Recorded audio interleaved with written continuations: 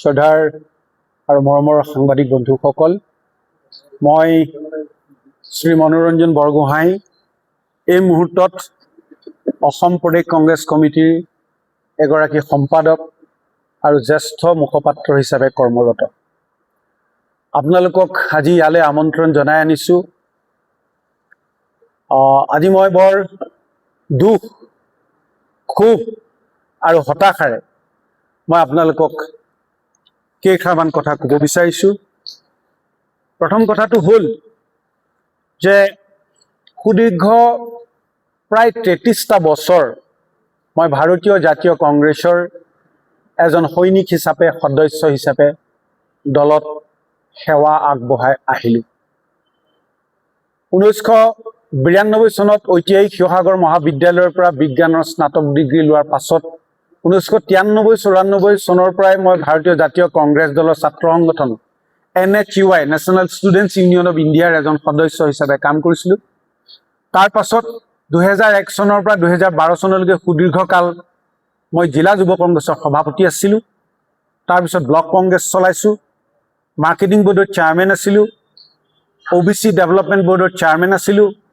তাৰপিছত জিলা কংগ্ৰেছৰ সাধাৰণ সম্পাদক আছিলোঁ, জিলা পৰিষদৰ উপসভাপতি পদ অলংকৃত কৰিছিলোঁ আৰু যোৱা 21 বিধানসভা নিৰ্বাচনত 124 নং মাৰ্ঘেৰিটা বিধানসভা সমষ্টিৰ পৰা কংগ্ৰেছ দলৰ প্ৰাৰ্থী হিচাপে প্ৰতিদ্বন্দ্বিতা কৰি পৰাজয় বৰণ কৰিছিলোঁ। তাৰপিছতে মই প্ৰয়াত সভাপতি, আমাৰ দলৰ শ্ৰদ্ধেয় প্ৰয়াত সভাপতি অঞ্জন দত্তদেউৰ দিনত মই প্ৰদেশ কংগ্ৰেছৰ এগৰাকী মুখপাত্ৰ হিচাপে দায়িত্ব লাভ কৰিছিলোঁ। তাৰ পৰৱৰ্তী সময়ত প্ৰদেশ কংগ্ৰেছৰ প্ৰাক্তন সভাপতি, ৰাজ্যসভাৰ প্ৰাক্তন সাংসদ শ্ৰদ্ধেয় ৰিপুণ বৰা ডাঙৰীয়াই মোক প্ৰদেশ কংগ্ৰেছৰ অন্যতম এগৰাকী মুখপাত্ৰ হিচাপে নিয়োগ কৰে। তাৰপিছত প্ৰাক্তন সভাপতি ভূপেন বৰা দেৱে মোক প্ৰদেশ কংগ্ৰেছৰ সম্পাদক হিচাপে পদোন্নীত কৰে আৰু এগৰাকী জ্যেষ্ঠ মুখপাত্ৰ হিচাপে দলৰ দায়িত্ব দিয়ে। আৰু বৰ্তমানৰ সভাপতি গৌৰৱ গগৈ ডাঙৰীয়াৰ টীমতো মই এগৰাকী সম্পাদক আৰু জ্যেষ্ঠ মুখপাত্ৰ হিচাপে দলত কাম কৰি আহিছিলোঁ। আৰু যোৱা বিধানসভা নিৰ্বাচনত মই মোৰ নিজৰ গৃহ জিলা ঐতিহাসিক শিৱসাগৰ বিধানসভা সমষ্টি কংগ্ৰেছ দলৰ প্ৰাৰ্থিত্বৰ দাবীদাৰ কৰি মই এগৰাকী আবেদনকাৰী আছিলোঁ। আজি মই বৰ দুখ আৰু ক্ষোভেৰে আপোনালোকৰ আগত এই কথা ক'বলৈ পাই মই কি ক'ম, মোৰ বেয়া লাগিছে যে মই আজি আনুষ্ঠানিকভাৱে ভাৰতীয় জাতীয় কংগ্ৰেছ দলৰ প্ৰাথমিক সদস্যৰ পৰাও পদত্যাগ কৰিব বিচাৰিছোঁ আৰু ইতিমধ্যে পদত্যাগ পত্ৰ মই লৈ আহিছোঁ, আপোনালোকক দেখুৱাম। এতিয়া কথাটো হ'ল যে মই কিয় এনে এটা সিদ্ধান্ত ল'ব লগা হ'ল। যিবোৰ লিডাৰ আহে, এয়াৰপৰ্টৰ পৰা যিকেইটাই গাড়ীত তুলি লৈ আনে, গামোচা পিন্ধাই শৰাই দিয়ে, ক'ত থাকে ক'ত খায়, সেইকেইটাই লিডাৰ, টিকটো সেইকেইটাই পায়। কিয় নহ'ব দলৰ এনেকুৱা অৱস্থা? কিয় নহ'ব দলৰ এনেকুৱা অৱস্থা? 10 বছৰ ধৰি একেজন মানুহেই প্ৰদেশ কংগ্ৰেছৰ ইনচাৰ্জ ছেক্ৰেটাৰী আছাম। ঘূৰি ঘূৰি যিসকল নেতা অসমলৈ আহে, নিজৰ বিধানসভা সমষ্টি জিকিব নোৱাৰে, যিবোৰ নেতাই লোকসভাৰ নিৰ্বাচনত নিজৰ ছিকিউৰিটি ফৰফিট হয়, সেইবোৰ নেতাই অসমত আহি আমাক ৰাজনীতি শিকাবলৈ আহে। আৰু তেওঁলোকৰ নেগুৰত ধৰি আমি নিজৰ ভৱিষ্যতৰ সপোন দেখিব লাগে। নহ'ব। স্বাভিমান আছে আমাৰ, আত্মসন্মান আছে আমাৰ। তল্যমৰ্দনাৰ তুষ্টিকৰণৰ ৰাজনীতি কৰি নিজৰ ভৱিষ্যত, মই ৰাজনৈতিক ভৱিষ্যত সুৰক্ষিত কৰিব বিচৰা নাই। আৰু কংগ্ৰেছত মই কেৱল অন্ধকাৰ দেখিছোঁ, অন্ধকাৰ আৰু অন্ধকাৰ। ইয়াত যোগ্যজনৰ যোগ্য স্থান নাই, ইয়াত প্ৰতিভা, দক্ষতা, যোগ্যতাৰ কোনো স্থান নাই। ইয়াত স্থান আছে তল্যমৰ্দনাৰ তুষ্টিকৰণৰ। দিল্লী অলাৰ তুষ্টিকৰণৰ ৰাজনীতি কেনেকৈ ৰাহুল গান্ধীৰ গোটবুকত সোমাব পাৰি?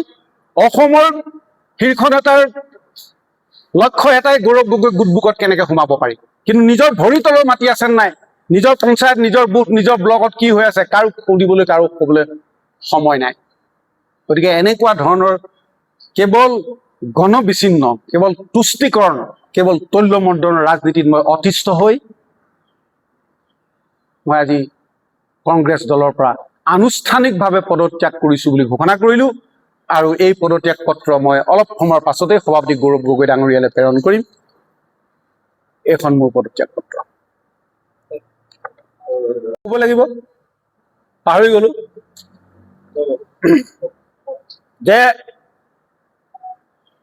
যোৱা লোকসভা নিৰ্বাচনৰ আগত আমাৰ শিৱসাগৰৰে কেইবাটাও অৰাজনৈতিক দল সংগঠন, বিশেষকৈ স্বগোত্ৰীয় বুলি কৈছোঁ আৰু মই, আহোম সংগঠনে গৌৰৱ গগৈৰ বিৰোধিতা কৰিছিলে বুলি এটা প্ৰচাৰ হৈছিলে। সেই সময়ত মই এই সংগঠনৰ নেতৃত্বৰ লগত কথা বতৰা পাতিছিলোঁ আৰু কৈছিলোঁ যে ভাইহঁত, গৌৰৱ আহিছে, এটা ভাল ল'ৰা, সৎ ল'ৰা, ৰাজ্যখনৰ কাৰণে কাম কৰিব খুজিছে, তোমালোকে কিয় বিৰোধিতা কৰিছা? আহা, কাম এণ্ড টক উইথ হিম, কথা পাতা, কি আছে দুখ সুখ ক্ষোভ বেদনা পাতা। মই কিছুমানক লগ লগাই দিছিলোঁ আৰু দুটামান দল সংগঠনৰ লগত তেওঁক বহাই দিবলৈ, কথা পাতিবলৈ মই বহুত চেষ্টা কৰিছিলোঁ। আৰু এদিন মই এই কথাটো তেওঁক কৈছিলোঁ যে তুমি শিৱসাগৰলৈ গ'লে আমাৰ বিভিন্ন অৰাজনৈতিক দল সংগঠনসকল বা সাংবাদিকসকলৰ লগত তুমি বহিবা। তেওঁ মোক যিটো ভেকাহি মাৰিলে, কি বোলে আপুনি সদায় একেটা কথাকে কৈ থাকে বুলি মোক খুব জোৰকৈ এটা ভেকাহি মাৰিলে।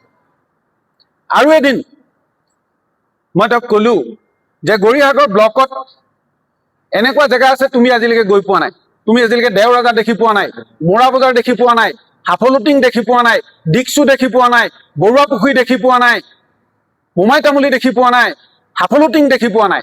মই এই গোটেই পঞ্চায়তকেইটা কৰ্মীসকলক একত্ৰিত কৰি এখন সভা দিম, তুমি তালৈ আহিবা, কৰ্মীসকলে তোমাক কাষত পালে ভাল পাব, ৰাইজেও তোমাক যিসকলে আশীৰ্বাদ দিয়ে, তোমাক যিসকলে মৰম কৰে, তেওঁলোকে তোমাক কাষত পালে প্ৰেৰিত হ'ব, ভাল পাব, তুমি আহিবা, মোক এটা সময় দিবা, মই কৰিম। কেইবাদিনো মই ক'লোঁ। সেইদিনা মোক তেওঁ কেইজনমান কৰ্মীৰ আগত, জুনিয়ৰ কৰ্মী, শিৱসাগৰৰ সৰু সৰু কেইটামান কংগ্ৰেছ দলৰ যুৱ কংগ্ৰেছ কৰ্মীৰ আগত মোক তেওঁ ধমকি দিছে, কি আপুনি বাৰে বাৰে একেটা কথাকে কৈ থাকে বুলি কয়। মই লাজ পাইছিলোঁ। সেইবোৰ কথা থৈ দিলোঁ মনৰ মাজত। কিন্তু এতিয়া দেখিলোঁ নহ'ব, যে এই ধৰণৰ চাহাবী ঢঙেৰে কংগ্ৰেছ নচলিব। আমি বিৰোধীক যিমানেই বেয়াকৈ সমালোচনা নকৰোঁ লাগিলে, যিমানেই অপপ্ৰচাৰ নকৰোঁ লাগিলে, আজি বিজেপিৰ যিসকল এই কি বুলি কয় প্ৰভাৰী দিল্লীৰ পৰা আহে, কোনোবাই গম পায়নে? কেতিয়া আহিলে, ক'ত আছে, কি কৰিছে গম পায়নে? আমাৰসকল কি চাবা, একদম বিমানবন্দৰত উথপ লাগিব গামোচা পিন্ধাবলৈ, শৰাই দিবলৈ, যেন সেইকেইটাই আহি অসমখন একেবাৰে হেৰিয়ত উঠাই থৈ যাব, চৰাইদেউ পৰ্বতত উঠাই থৈ যাব। চালা কথা ক'বলৈ আহে। আৰু জিতেন্দ্ৰ সিং নামৰ এইটো অতি নটৰিয়াছ অসমৰ কংগ্ৰেছী ৰাজনৈতিক ইতিহাসত জিতেন সিঙৰ নিচিনা ফটুৱা ষ্টুপিড জেনেৰেল ছেক্ৰেটাৰী নাই বুলি মই কৈ দিছোঁ। যাৰ যি কৰে কৰক, আই ডোন্ট কেয়াৰ। ৰেজিগনেশ্যনটো দিলোৱেই যেতিয়া, জুবিন দাই ক'ব নিচিনা ঘেণ্টা মই এতিয়া কাকো কেয়াৰ নকৰোঁ।